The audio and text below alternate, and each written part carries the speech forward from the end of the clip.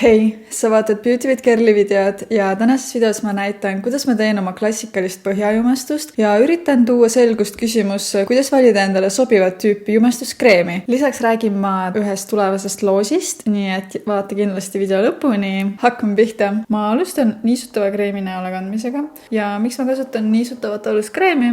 See hoiab meigi värskena ka mitmete tundide pärast. Ta niisutab jooksvalt sinu näonahka terve päeva jooksul ja see annab sinu põhjale sära. Ja isegi kui sul on rasune nahk, siis ma soovitan ikkagist veidikene kasutada niisutavat aluskreemi, sest et kuigi teatud kohad sinu näol hakkavad kindlasti rasu tootma, siis enamasti näoküljed ja silmaalused on ikkagist kuivad ja kui sa jätad oma näonaha niisutamata, sellepärast et su näonahk on rasune, siis tegelikkuses hakkab ta veel rohkem rasu tootma päeva jooksul, kuna tal ei ole seda niiskust kuskilt võtta. Ja alati kindlasti niisuta ka kael ära. Me keegi ei taha neid kortsujooni sellepärast, et oma 20-ndates ja 30-ndates me ei viitsinud oma kaelanaha eest hoolitseda. Nii, aga asume siis jumestuskreemi valimise juurde. Turul on täna väga suur valik erinevaid jumestuskreeme ja nende nimed võivad ajada tihtipeale segadusse. Näiteks mul on üks Narsi jumestuskreem, mille nimeks on Sheer Glow Foundation ja sellest nimest võiksid välja lugeda, et kas ta on siis õhuke ehk siis sheer või siis sära glow, aga ei, tegelikult on ta väga tugevalt kattav matt jumestuskreem hoopis, nii et see nimi siin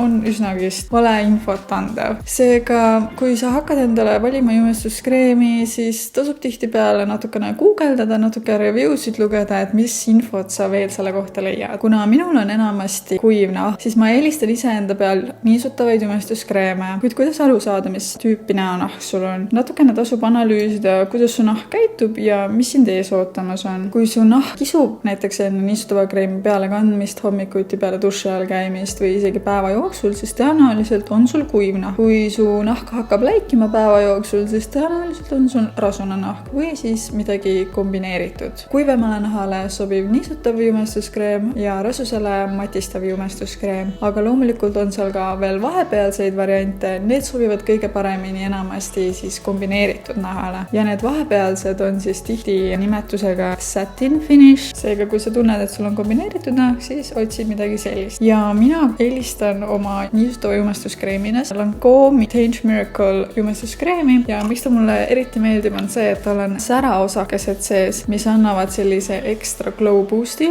ja oma esimeses videos ma näitasin, kuidas ma kasutasin ühte särakreemi oma meigi alla. Selle jumestuskreemiga pole seda vaja teha, sellepärast et see jumestuskreem juba ise annab selle sära meile. Ja ma segan siis täna ka 2 tooni kokku. Nimelt ma olengi ostnud selle jaoks 2 tooni, et kui ma olen vahepeal heledam, saan ma heledamat rohkem kasutada, kui ma olen vahepeal jumekam, saan ma rohkem tumedamat kasutada. Kui sa kasutad jumestuskreemi nii vähe, et sa ei kasuta seda ühe hooajaga ära, siis tihti võibki tekkida see, et su suvel ostetud jumestuskreem jääb talvel liiga tumedaks ja talvel ostetud jumestuskreem jääb suvel liiga heledaks. Ja siis ongi tegelikult hea, kui sul on 2 tooni, mida sa saad omavahel miksida vastavalt siis vajadusele. Ma segan alati jumestuskreemi kokku klaasaluse peal, et kuskile toodet raisku ei lähe. Mul on ostetud lihtsalt kõige soodsam küünlaalus, mida ma kasutan siis selle jaoks. Kuid vahepeal ma ka miksin neid. Tasub ka natukene mõelda, kuhu sul on minek ja mis olukorras sa oled. Näiteks suvel väga palava ilmaga ma ei kasuta täielikult niisutavat jumestuskreemi, sellepärast et tavaliselt kuuma ilmaga on õhuniiskus palju suurem ja meik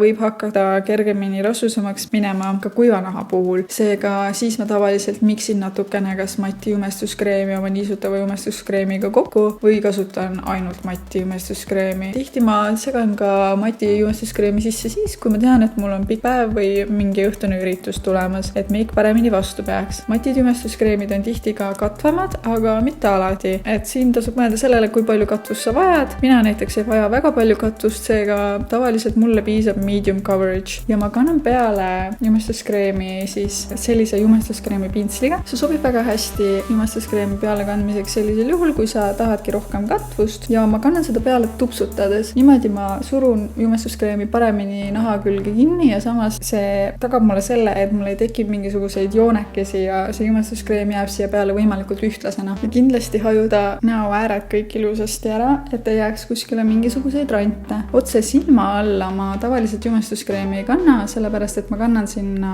peitekreemi ja ma ei taha sinna liiga paksu kihti tekitada, et mitte silmaalust nahka liialt koormada. Natukene hajutame ka kõrvadele ja siis kindlasti ka kael on ju, et ei jääks siia mingit veidrat renti. Ja kui sa tahad katsetada jumestuskreeme enne kui sa hakkad neid ostma, siis minu soovitus on see, et osta endale reisimiseks mõeldud väikene topsikene ja mine sellega poodi, vali välja, mida sa tahaksid enda peal proovida ning palu siis kas teenindajal või siis pane ise, olenevalt mis olukorras sa seal oled, sinna topsikese sisse natukene seda jumestuskreemi. Tavaliselt 2 pumbatäit piisab selleks, et katta terve nägu ära. See annab sulle võimaluse käia terve päev ringi selle jumestuskreemiga ja näha ka seda, kas see on ilus sinu nahal ka 5 tundi hiljem. Ja ma tupsutangi oma nägu nii kaua, kuni ma näen, et jumestuskreem on ühtlaselt peale jäänud ja nahka sisse ilusasti sulandunud. Nüüd peale seda sammu on aeg tuua näole natukene dimensiooni ja selle jaoks on 2 väga head valikut, kas kreempõsepuna või siis kreemkontuur ja mina kasutan täna kreemkontuuri, oma lemmikut Jouer pulka, kus siis ühes otsas on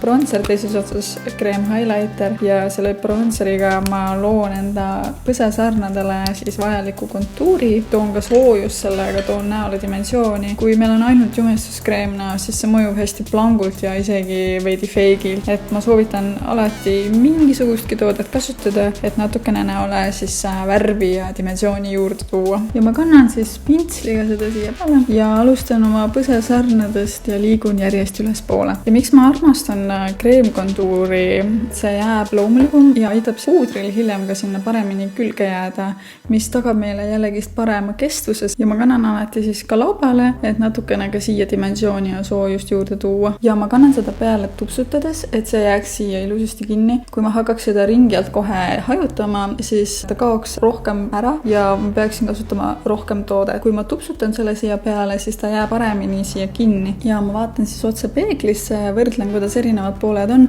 kas kuskil on natukene rohkem toodet, et hästi oluline on alati võrdsustada 2 näopoolt. Ja kui sa tunned, et sul tekkisid kuskile tugevad randid, millest sa lahti ei saa, siis alati on hea jumestuskreemi pintsliga ääred üle käia, et seda veel rohkem hajutada. Järgmise sammuna ma kannan peale peitekreemi ja selle jaoks, et peitekreem ei jääks silmade alla siis kuidagi liiga paksult, ma kannan jällegi samamoodi kõigepealt natukene siia klaasaluse peale ja võtan niiske väikese beauty blenderiga sealt seda ja kannan siis oma silmade alla. Ja ma alustan alati kuskil 1 sentimeetri kauguselt või isegi natuke kaugemalt silmade alla seda kandmist, et mul ei jääks kõige rohkem toodet siia täpselt silma alla, kus on kõige rohkem siis joonekesi. Ka peitekreemil on täna väga palju valikuid erinevaid. Minul on suhteliselt tumedad silmaalused, seega ma valin pigem katvamat, aga kindlasti on hästi oluline, et ta ei oleks liiga paks, sellepärast et kohe, kui peitekreem on liiga paks, siis silmade all ta hakkabki kobrutama. Et on teatud peitekreeme, mis ongi paksemad, aga nad ongi rohkem mõeldud selle jaoks, et siis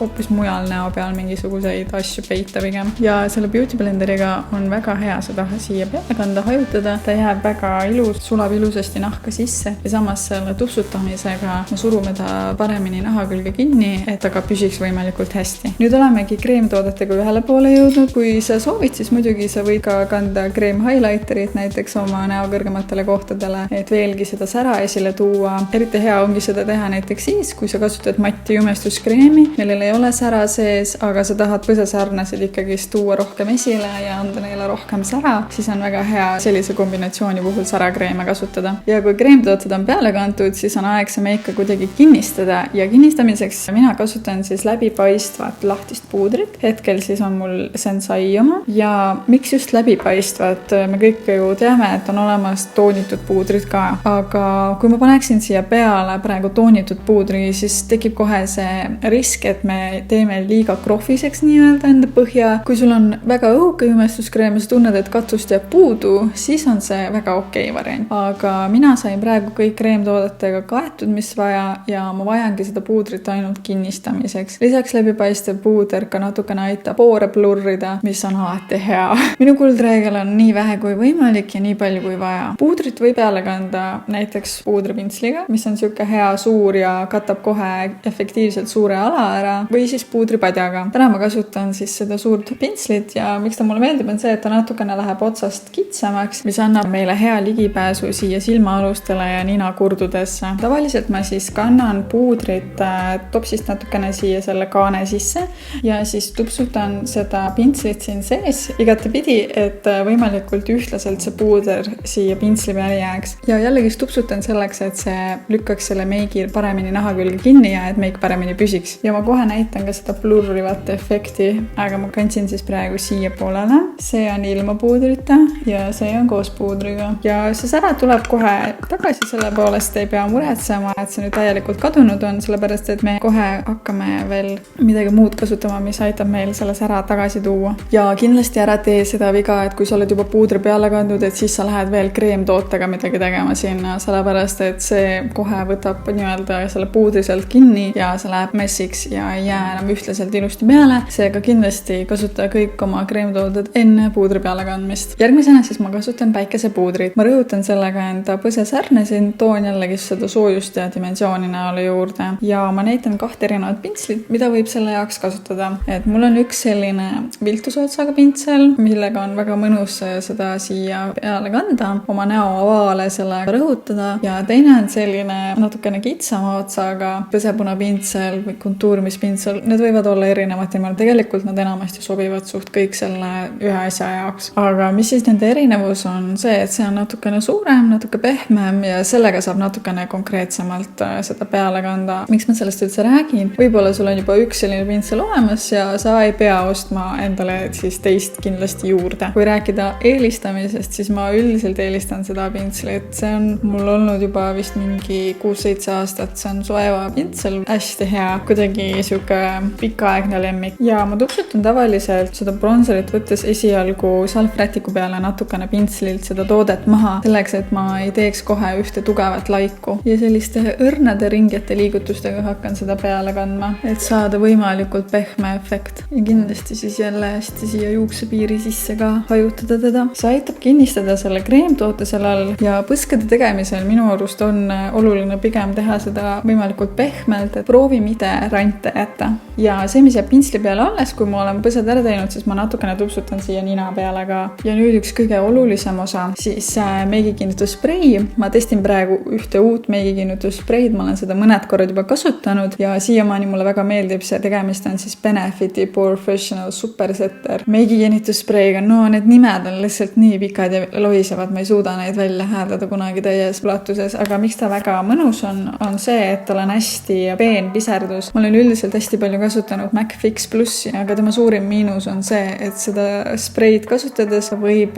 piserdada siukseid suuri larakaid ka välja, mis ei ole üldse mõnus, et palju mõnusam kasutada seda peene piserdusega meigikinnitust. Ma alati tuulutan meigi veel kinni. See aitab sellel meigil siis kaotada ära seda puudri efekti ja tuua ka see sära sealt alt tagasi, mille me saavutasime siis selle niisutava kreemi ja jumestuskreemiga, millel on säraosakesed sees või kui sa kandsid peale enne näiteks särakreemi oma põsesarnadele. Vahepeal juhtus siis selline tore asi, et mu kaamera kahjuks lõpetas suvalise koha pealt filmimise ja ma tegin kõik asjad juba lõpuni, aga need ei salvestunud, nii et ma teen uuesti, näitan lihtsalt ette, kuigi mul on juba highlighter peale kantud. Peale meigikinnite pealekandmist siis ja kui see on ära kuivanud, siis ma kannan peale highlighterit ehk siis särapuudrit ja ma kasutan selle jaoks sellist väikest pintslit, et üldiselt sellised väikesed pehmed pinslid, mis on otsast ka natukene teravamad, sobivad selle sammu jaoks ideaalselt, et just nendele näo kõrgematele kohtadele hästi pihta saada. Alustad siis oma näo kõige kõrgematest kohtadest, põsesarnedest ja väikeste selliste ringete liigutustega kannad siis seda peale. Ja ma alati kannan ka natukene siia kulmu üles, see aitab silma natukene tõsta ja natukene siis ka sinna seda sära luua. Lisaks nendele põsesarnedele ja kulmupealsetele siis seda, mis jääb pintslile alles, kannan natukene tavaliselt ka siia huule ülemise ääre peale ja lõuaotsale. Ja selleks, et põhjameik ja silmameik omavahel hästi kokku sulanduksid, siis väikese ümara otsaga pintsliga kannan seda siia silma sisenurkadesse ka. Ja selline see põhjameik saigi. See sobib igapäevaseks kandmiseks, kui sa tahadki natukene tugevamat meiki kanda ja see samas sobib ka väljaminekuks vabalt. See on kenasti kõike vajalikku kattev, aga samas mitte liiga tugev. Anna kindlasti siis kommentaarides ka teada, millisest loosist sa oleksid rohkem huvitatud, kas meigitoodete loosist või nahahooldustoodete loosist või sooviksid midagi mõlemast kategooriast seal näha. ning kui sul on näiteks mure enda jumestuskreemi leidmisega, siis sa võid ka mulle sinna alla kommentaaridesse kirjutada, äkki ma oskan sulle midagi head soovitada ja video descriptionis on ka minu siis mõned sellised lemmikud kirjas, et kui sa oled endale uut jumestuskreemi otsimas, siis võib-olla sa leiad endale sealt midagi nende hulgast. Muidugi ma olen tänulik, kui sa jätad videole like'i ja subscribe'id minu kanalit. Aitäh sulle, et sa vaatasid ja näeme minu järgmises videos. Tšau!